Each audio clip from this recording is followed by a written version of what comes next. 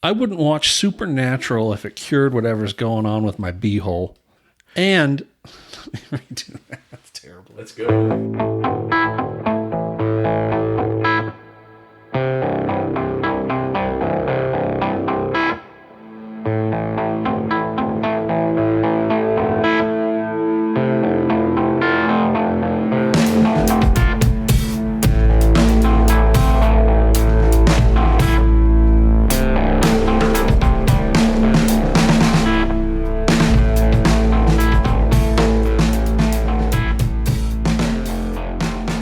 Welcome back to Shat on TV Watchmen, the unofficial podcast companion piece to the hit HBO series Watchmen. I'm one of your hosts, Gene Lyons, and alongside me is my co-host, the King Bee. And this is our bonus Newsstand edition of the podcast, which basically serves as the mailbag. A lot of people have written in, much more than we expected, and so we've broken off this special bonus edition just for you, dear listener, where we will look back at the top listener emails for the week and provide our responses as best we can. This week's episode was titled, She Was Killed by Space Junk. King B, you were off for the deep dive. Anything you want to add before we get into the mailbag? I'm going to tell you, sometimes I really love not talking about this show and just sitting back, watching the episode 2-3 times and just soaking it all in. I really enjoy talking about it with my friends, but sometimes I think we can over-examine it a little bit too much. And we certainly will do that tonight with these emails. Just as a reminder to everyone, as you listen to these emails, they are all available on the website, shatontv.com. Just go to the Watchmen section and then the Newsstand. They're all there in their entirety. The ones we'll be reading tonight, some of them will be truncated for length. That's just so that we can get everybody in and get as many emails as we can. If you don't hear your letter on the podcast, that's okay. It'll still be on the website and I will be replying there. So go check it out. And if you'd like to write in, it's hosts@shatontv.com. We'd love to hear from you. Share your thoughts, your ideas, your analysis, your actuallys to any mistake that we might have made. And our first email comes from Kalman in Minnesota, who has 3 questions, and I'll pose them in order. The first one is it too tinfoily to suggest Judd Crawford might still be alive? We know in this world, genetic full-grown people or copies of people can be created. Yes, next question. I would hate to see that here. I know that we have beings who can do all sorts of things. So, Dr. Manhattan is apparently omnipotent, and we also do see that there is a method to cloning. But I always say that in any TV series where someone can be made immortal or brought back from the dead, it sort of takes away from the power of death. And it's a card that I think you can only play maybe once in an entire series. Although I will say there are elements of this show that deal with, I guess, are a little bit more wacky than others, namely the steampunk spaceman and things like that. If there is a secret cadre of adventurers who are working against the status quo, I could see them trying to get Judd off the board and folded within their ranks by faking his death. So, well, yeah, my knee jerk is too much tinfoil. But maybe, I could see him making it fit. I don't know if a white supremacist masked adventurer is really going to play well with others, but who knows? I guess we shall soon see. Well, we had another listener write in, Skyrim Runner, who said, for the second episode of Watchmen, did you notice that both Judd and the false dead body of the strongman, I think he's referring to Muller there, were both missing a shoe? This leads me to think that Judd is not dead. We may have already seen clones on the manor, and that the way too obvious KKK outfit in the closet is something else. Maybe Judd has been a mole in the Kavalry and is trying to take them down from the inside. Having Judd be a bad guy just seems too obvious. And so that's Skyrim Runner also agreeing here with the idea coming from Kalman from Minnesota. Kalman's second question is, did anyone else notice in episode 2 that Looking Glass wears his mask at home while watching TV? I think it's interesting how a Rorschach test forces your mind to create what it wants to see from ambiguous ink blots, while a mirror or looking glass can only show you an honest reflection. Although we also know looking glasses are synonymous with a reflection being a twisted mirror image via Alice in Wonderland. I feel like this character is just ripe with observation. Yeah, absolutely. He's my favorite character of the show. I look forward to every scene. I think the actor is fantastic and his performance is top notch. Yeah, I think in episode 3, we saw him cornered by Laurie Blake inside the pod, and that was one of his strongest performances yet. Seeing how he reacts to pressure. And again, the constant thing that we've seen in episodes 1, 2, and 3, as you pointed out, King B, is this guy is highly objective, and he seems to be very obsessed with facts. I think his inflexibility and perhaps his methodical nature may ironically make him easy to manipulate. I don't know that he would be easy to sway, but I definitely know that he has a lot of internal turmoil. There's always that reckoning. You can see when he's being questioned by Laurie, he views her as an enemy and wants to mislead her and maybe even be mistrue, but it goes against his nature and kind of what he's about. He's very measured and precise with how he answers his questions. I can't get enough of this guy. He's the best. Third question coming in from Kalman is it just me, or does Adrian Veidt seem to favor putting his male servants in peril over his female servants? Is there something to this, or is it just for the audience's sake, as seeing Miss Crookshanks getting her frozen head smashed in might not be as palatable for today's viewers? So Mr. Phillips is supposed to be a clone of Dr. Manhattan in his human form.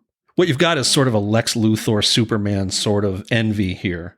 He resented Dr. Manhattan for his abilities. He wanted to harvest them. He wanted to drive them away. He hates this person. If he's capable or he's allowing himself the ability to hate, this is a person he hates, and he gets this sort of vicarious thrill from torturing this guy's clones. The woman, if you remember the movies and the novel, he actually orchestrated a scenario in which she contracted cancer. He made it look as if she had contracted her cancer from her acquaintanceship with Dr. Manhattan. He may feel guilt over this because ultimately she's an innocent person. So I definitely think that there's a resentment there for the male and maybe guilt for the female. Thanks, Kalman, for your email. Next up, we have one from Keith, and Keith is writing in an actually.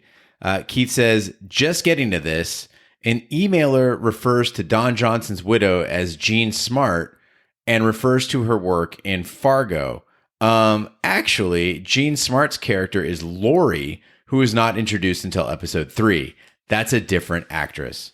And the emailer he was referring to is our friend Don Sauce, who also wrote in and said, actually, I was too busy grammar Naziing to notice that Judd's wife is not, in fact, Jean Smart, but they do kind of look alike.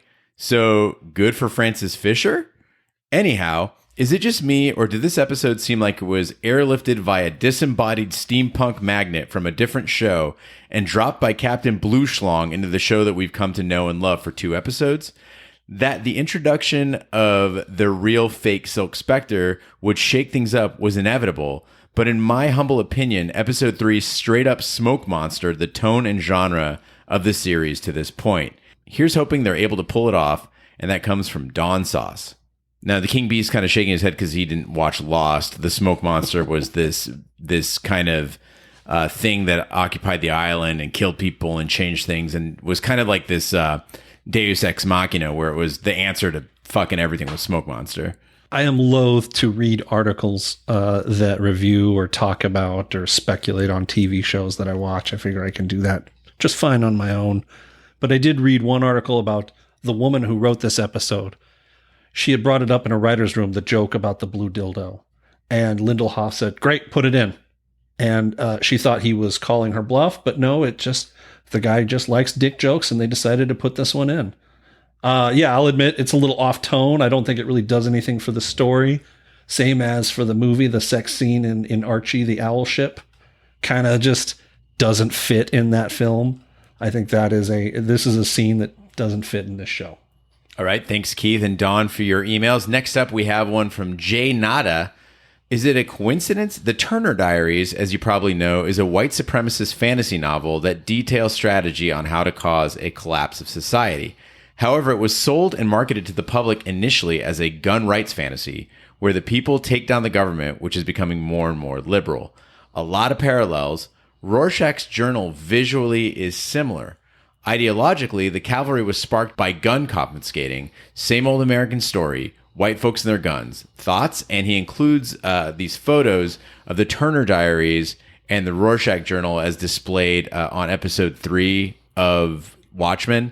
And they have this very similar bright red cover, big white lettering and black and white imagery. So Jay Nada is implying that there's a parallel here. I can see it. There's that sound clip from The Big Lebowski of the dude going, "That's fucking interesting, man." And I honestly just want to play that every time I read one of these emails. You're really onto something. I would say you absolutely have nailed the source for where they're getting their inspiration.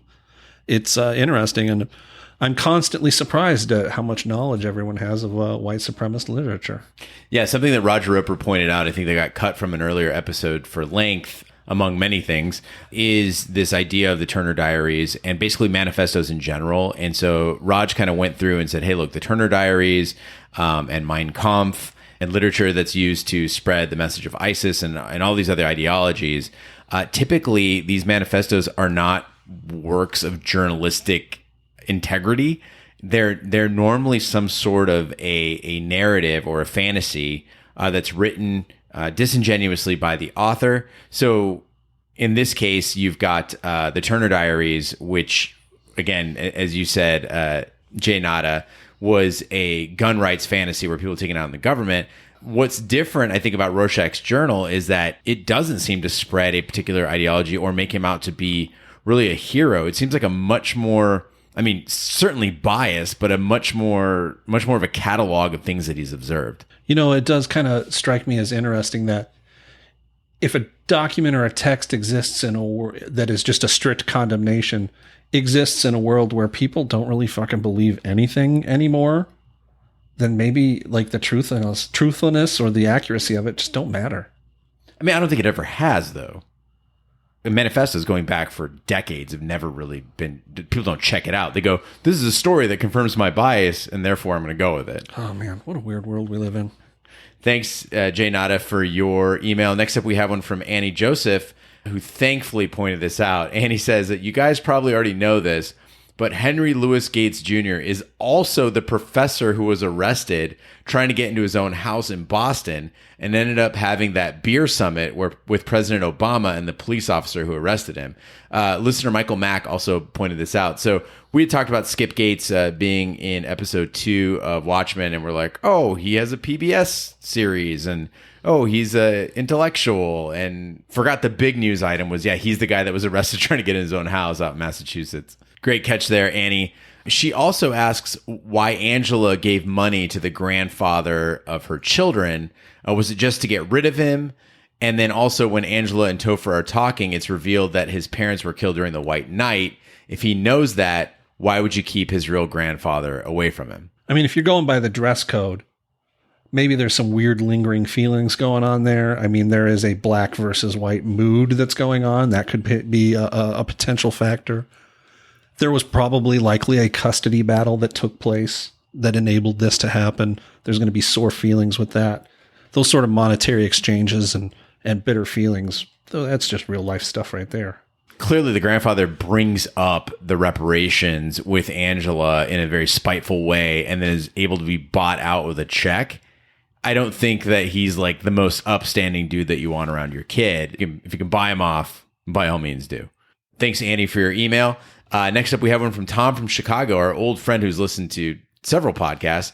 He says, guys, great to have you back after the clusterfuck that was Game of Thrones Season 8. I'm a Watchmen virgin. I know nothing about the comic and have not seen the movie. The only reason I decided to watch the show was that you guys kept going on about it.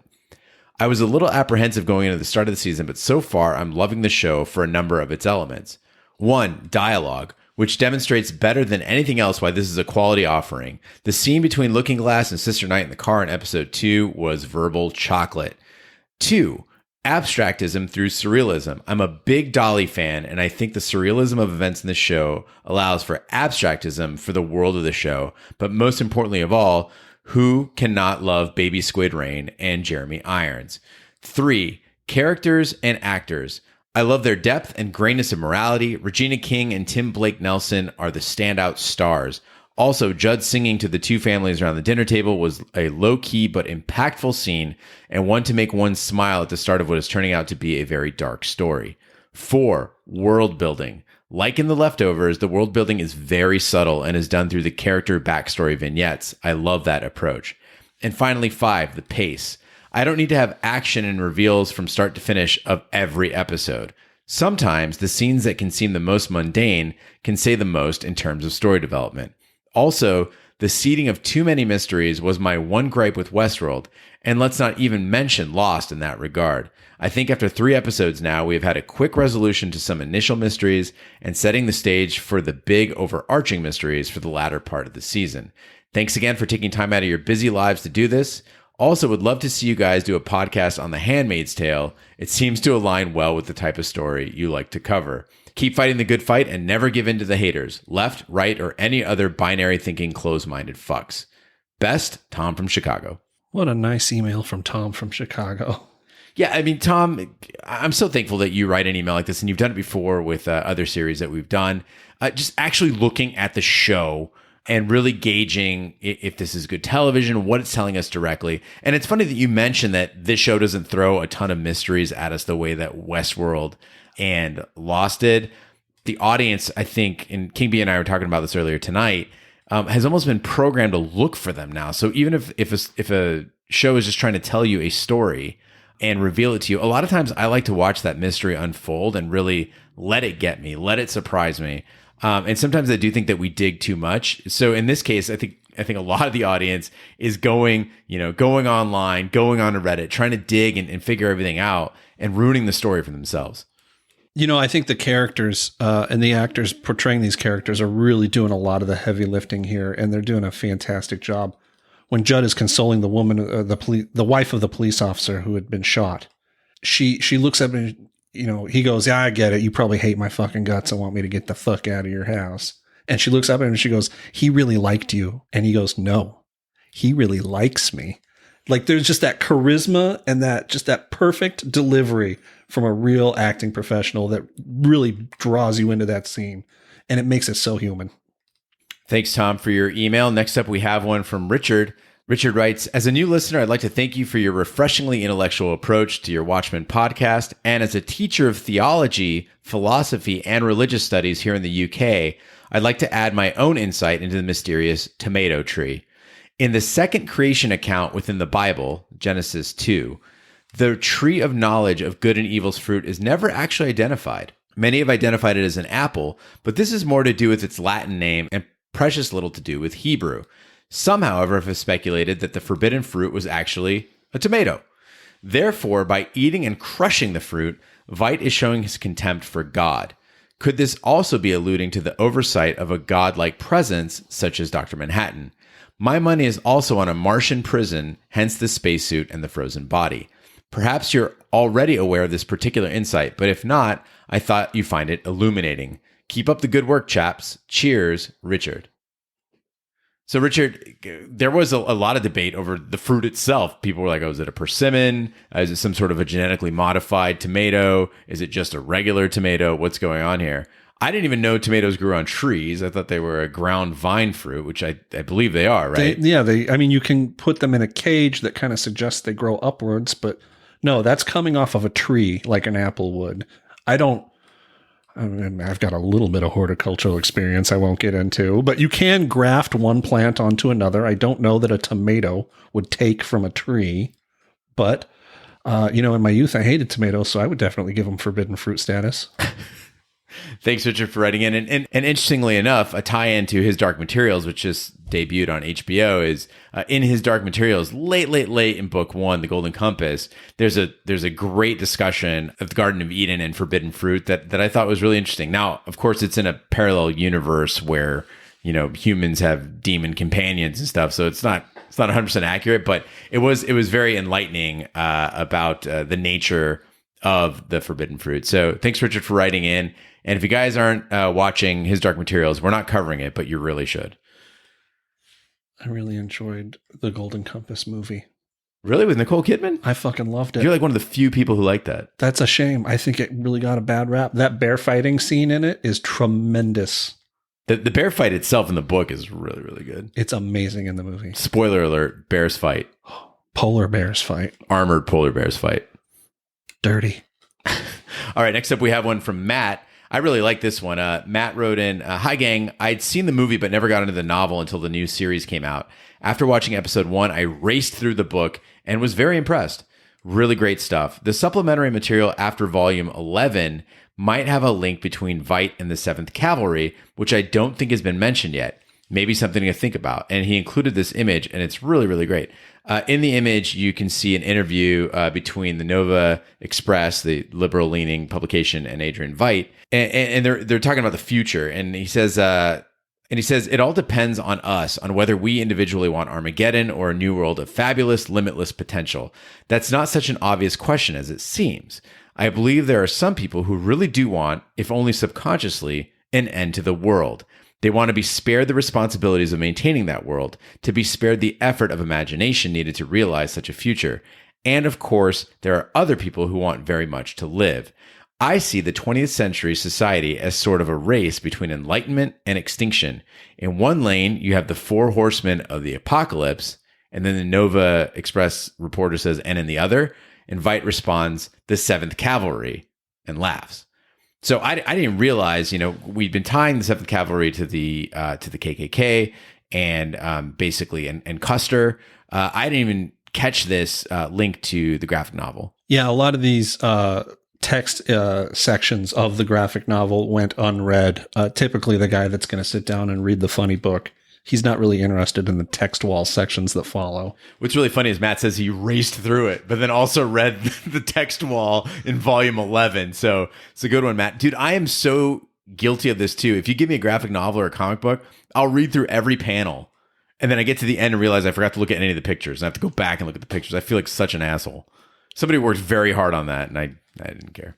Anyway, thanks, Matt, for your email. Speaking of people who didn't want to read the entire graphic novel, we have an email from Jonathan from Westminster, California, a longtime listener. He says, guys, I enjoy the podcast. I just wanted to make note that for those that struggle reading comics, I've attached a YouTube link that has a motion comic, a stunning 5.5 hours long, animated and narrated in the 12 chapters. I struggle at times reading comics more than ordinary books, mostly because I spend too much time on the great artwork. I found this a great way to get up to speed on the source material, as it is significantly different to that of the 2009 movie. Keep up the great work. I kind of wish that someone would leak the first 6 episodes online. I'm told that they were released to certain press representatives. Also, I found out it's ironic, maybe even purposefully done, that the show is released around the same time as the graphic novel is set, the fall before, during, and after Halloween. Best, Jonathan from Westminster, California. And we will include the YouTube link on this post on shatontv.com. So if you go to Shat on TV, go to the Watchmen section, the Newsstand section, you can click on this email from Jonathan and go straight to the YouTube video. I'll also include it in the notes for this episode. So if you want to click on it straight from your iPhone or whatever else you're listening to the podcast on, you can catch it there.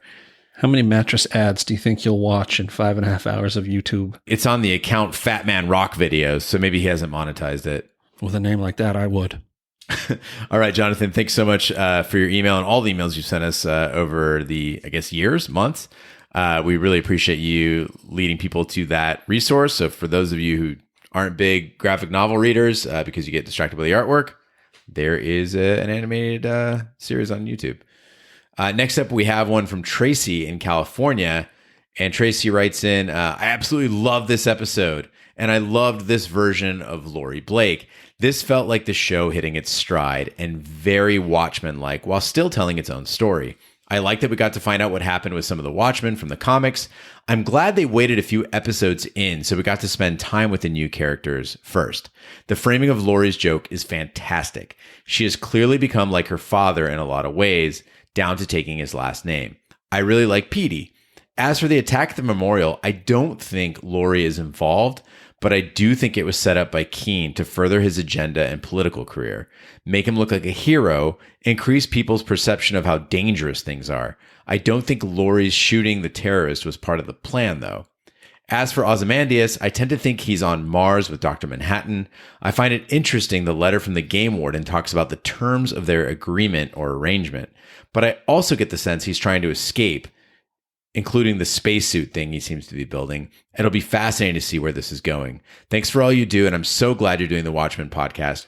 I followed you through Westworld, Taboo, American Gods, Game of Thrones. Love your TV podcasts as well as the movies. And that comes from Tracy in California. American Gods, that's a long and bumpy road.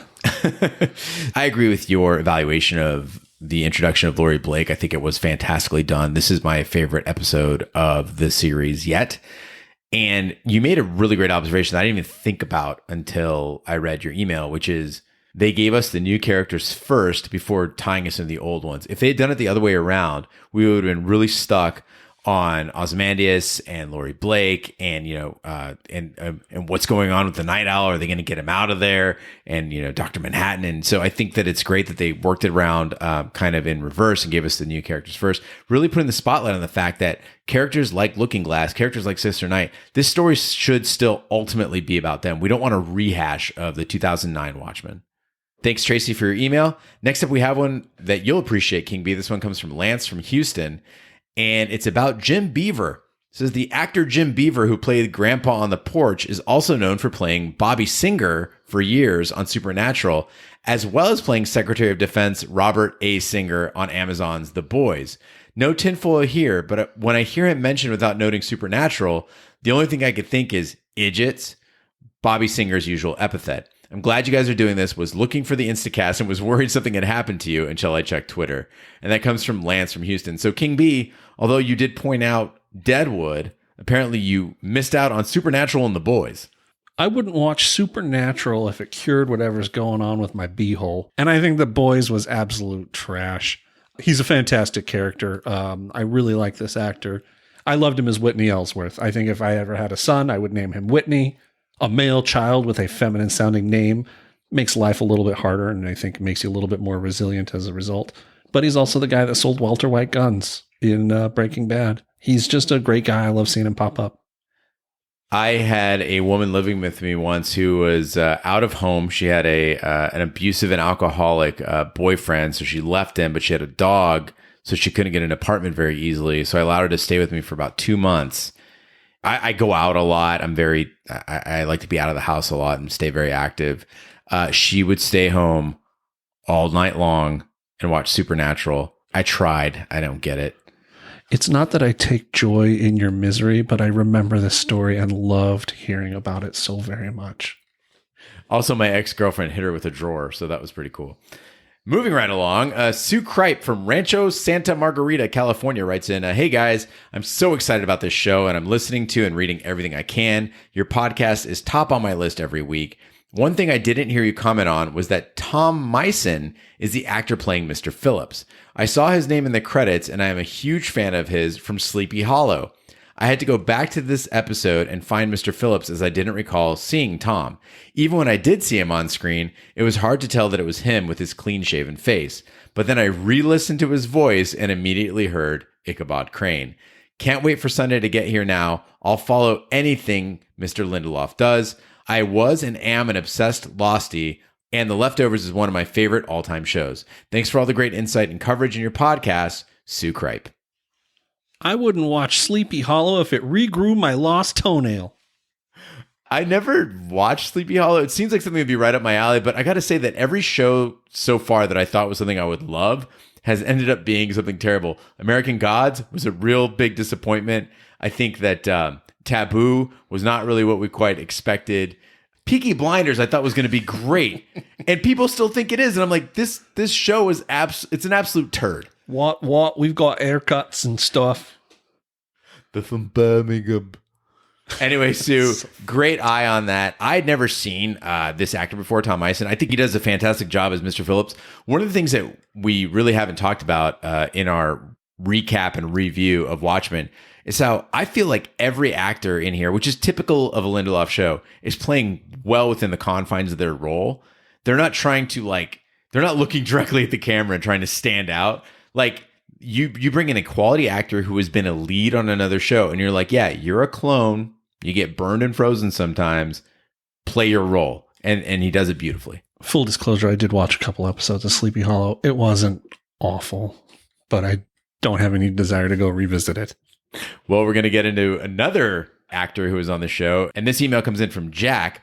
He says, hey guys, love the first Instacast. I can't wait to listen throughout the season. Something I wanted to point out is that Veidt's maid is actually credited on IMDb as Erica Manson / Marionette. So I'm not sure how that would play into the whole story if it's true. Might be something y'all want to talk about, as I'm curious as to how it would play out. And that comes from Jack. It's just a comic book character. It's whatever. Maybe it's a thing. Maybe it's not. Maybe they're just using names for Easter eggs. Who cares? You're not going to tell us? All right. Fucking A. So, in the current DC universe, there's a crossover taking place with the Watchmen universe, and there are some people that have been bumped outside of their universes and into like Batman Town, right? Two of these characters are the Marionette and I forget his name. He's a mime. Who gives a shit, right? Why are they important? Well, they're not. But Marionette was a bad guy who she robbed banks and she was a murderer and a bunch of shit happened. And one day Dr. Manhattan shows up and this was when he was in full on fucking, I don't care about humanity. I'm just going to explode all bad guys. Shows up at a bank robbery that they're committing and he's about to just explode them into atoms. And he looks at Marionette and he stops. And for whatever reason, he decides to spare her life. And I don't know. I don't recall how he fixed it. Maybe he wiped her mind or who gives a shit. I don't know. But he did it because she was pregnant. She was pregnant with a child and he didn't want to extinguish this innocent life. There was this moral conundrum. And it might have been like one of the last human emotions or human like led thought processes that he had. Thanks, Jack, for your email. Thanks, King B, for your explanation. Now we have another one from Susan talking about characters as well. She writes in the first deep dive, I like that you caught up non-comic readers with some of the backstory to help give some context. Like the super rich guy. I had no idea he was a bad guy from the first episode. I love that there is a person of color female protagonist. I know that Watchmen has a rich background, but with the second episode, it has a feeling they've bitten off more than they could chew in making sense with the story. However, I think once the season is over, I'm going to love the series. Maybe they're asking a lot from their viewers, which is a good thing. Also, the hangman superhero / vigilante. I love the visuals, but what was going on? I have no idea if this helps at all. Best, Susan. So I think she's asking about Hooded Justice. Can you give us a quick rundown on Hooded Justice? And while you're at it, why is Adrian Veidt a bad guy? Hooded Justice, that hangman-looking superhero vigilante, was sort of like the Batman of this world. He was the first hero to show up on the scene, and he kind of inspired others to start wearing masks. We don't know who he was. His history is shrouded in mystery. No one ever discovered who he was because ultimately when the law was passed that said, hey, you need to unmask and register as, who you are, everyone else, either opted to retire or, they said, all right, this is who I am. He just disappeared. The hangman thing, the pointy hat and the weird sort of associations that makes, I think they're purposely supposed to be unsettling and bizarre. He's just a scary looking guy. In the Watchmen universe, there's this weird perverse obsession and a sort of glee that's taken in violence between these vigilante characters and whoever they're going up against, that even the goodest of the good guys are still cruel in a certain fashion. And I think that his look is just meant to sort of display that. I mean, it's a fascistic sort of motive, really. Like they're going to crush and harm whoever stands against them. It's a sort of a might makes right sort of ethos. And I think that visually he just follows that line. All right. And Adrian Veidt, Ozymandias, good guy, bad guy. I mean, this is another one where it's not necessarily a might makes right, but it is his vision is what he's going to put into effect. And, he thinks that his way is the best way. To make decisions on such a grand level, you have to be disconnected from your humanity on some level. Is he good? I think he's beyond good or bad. He just is. So Hooded Justice we see is a big burly guy. He's a strong man, depending on which account you go with. But he's definitely able to kick people's ass with his fists. Ozymandias, does he have superpowers? What's he got going for him? So as far, there's a lot of speculation over whether he has superpowers. It has been seen that he can catch a bullet on more than one occasion. I don't believe that necessitates superpowers. I think he has simply studied and trained and mastered the science of his own body to be able to create or duplicate what we would consider superhuman feats. I mean, he's sort of an ubermensch, really. He's the smartest. He's the fastest. He's the most fit. It's his mind exerts control over everything. I think one of the interesting factors with Ozymandias that we really haven't discussed yet is everybody's acting like time doesn't take a toll. And so when we're reviewing his capabilities and could anyone keep him imprisoned and could anybody trick him, and he's 80 years old. Yeah, he's probably slowed down a little bit. Maybe his mind isn't what it quite was before. I mean, we see him working in his workshop and stuff, but there's a distinct possibility that he eventually the years overtook him and other people were able to get one over on him. If he is as smart as he once was, he wouldn't need to do testing on whether or not a slingshot could get a body out. He could run that in his head and just know this isn't going to work. Beyond that, the sort of glee he gets when he puts on his old costume sort of belies this, sentimentality that, I don't think he is as cutting edge as he used to be. Thanks for writing in. And now to our final email, which isn't so much of a question, it's just a story coming in from listener Michael, who wanted us to know his Shat journey. He says, "Hi, Shat crew. I just wanted to drop a line to tell you about my Shat journey. It's March 2019, so take yourselves back all the way to March 2019. My second child was born a few weeks ago, and I've just had a couple of nightmarish journeys to IKEA to buy a shitload more furniture. My 3-year-old's cot bed is getting turned back into a cot, and she is upgrading to the big girl bed I've just bought, along with 2 wardrobes and some other units. The point being, I had a shitload of flat pack to assemble over the few days before my paternity leave was up. Oh, and I fucking hate doing it yourself, mainly because I'm shit at it. I'd rather pay a professional to have a job done properly. I was looking for some company to make the task more pleasurable. Anyway, the final season of Game of Thrones was starting soon, and having become an avid podcast listener over the past few years on my commute to London, I went in search of a Game of Thrones podcast, and I found yours. I listened to the Season 8 previews and pretty much loved it straight off the bat. I was enjoying the pod so much, I was sneaking off upstairs to carry on assembling so I could get some more episodes in, mainly some old Season 7 episodes. I was hooked, and the furniture was assembled quickly, much to my wife and child's delight. So, when Game of Thrones Episode 8 came along, I listened each week, and Gene and Big D's insights and deep dives really added to my enjoyment and understanding of the show. Then Game of Thrones ended. Fuck. One of my favorite podcasts done with, no matter, as along the way I had found Shat the movies and was already a few deep through the back catalog. I've been introduced to Roger, Carrie, and the King Bee. Awesome stuff. But now I've pretty much exhausted Shat the movies. So what do I do? Well, I heard you guys talk about how excited you were for Watchmen starting up, but I don't have Sky Atlantic, the channel it's shown on over here. I used to watch Game of Thrones around a mate's, but for reasons more long-winded than this email, that's not an option anymore. So, to cut a long story short, I now pay £8.99 a month to Rupert Murdoch and co-primarily so I can listen to Shat on TV Watchmen. I've only seen and listened to episode 1 so far, but so far worth every penny. Keep up the good work. And that comes from Mike Hall in Harrow, London. And that young man grew up to be Henry Ford. Mike, I'm so glad that you chose to join us. If it's any consolation, His Dark Materials is obviously a BBC production that's being shown on HBO. And had it not been shown on HBO, I think I would have spent the coin to watch it. And I pay somewhere in the neighborhood of about $60 a month just so I can watch EPL soccer over here in the States. It's murderous on NBC Sports. They won't let you just have the channel. You have to have like the entire package, and I get fucked on that all the time just so I can watch my 90 minutes. On the topic of UK TV, I got to bring up The End of the Fucking World on Netflix. And to reference a previous email, one of the best female protagonists I've ever seen on a television show. Fantastic. Can't recommend it enough. Mike, shoot me a little DM on the old Twitters and I'll teach you all about internet piracy. All right, Mike, thanks so much for your email. Thanks everyone who wrote in. Again, if you want to see these emails in their entirety, just go to shatontv.com, go to the Watchmen, the Newsstand section, and keep those emails coming in. We love reading them and responding to them. Some of them will make their way into the deep dive. Other ones we can hold for the Newsstand, make sure that we get them in. And that concludes this week's episode of Shat on TV Watchmen Newsstand. Be sure to follow us on social media and share with a friend. We're on Twitter, Snapchat, and Instagram at Shat on TV. On Facebook, search for Shat on TV Podcasts. The website is shatontv.com.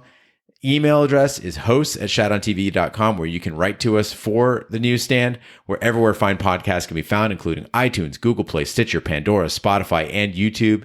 Be sure to subscribe, and if you stop by iTunes, please leave a review. That helps the podcast grow. Again, I think we had about 4,000 to 5,000 downloads a week but only 136 reviews, guys. So come on, get them coming in. We need those. That gets us higher in the rankings, gets more people to listen, gets more emails coming in, longer newsstand. You see how it works.